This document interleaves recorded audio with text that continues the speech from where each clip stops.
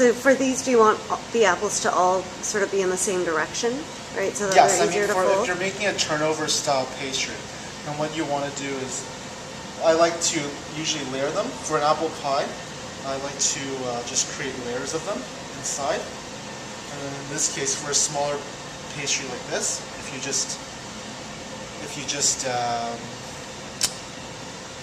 yeah, I like to, if they all face, especially since you want to follow the curvature of the apple to the pastry, because in the pastry this small, of course, if you have them other ways, then there'll be sharp corners that point out, right? Right.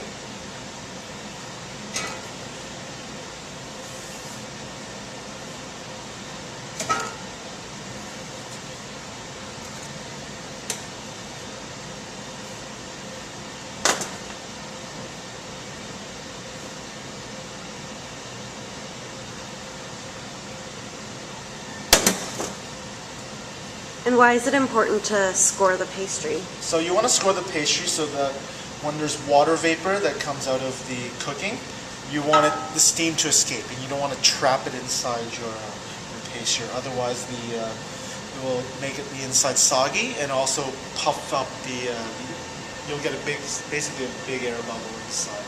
And then you can do, the way you crimp it can be in a number of ways. I'm just doing a very basic, homey sort of a fork crimp and just get a little pattern on it.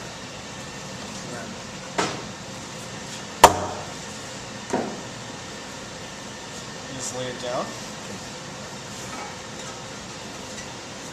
I like to egg wash just the whole bottom so that you don't need to fuss about, whether or not you're getting it on the edges later around it. So.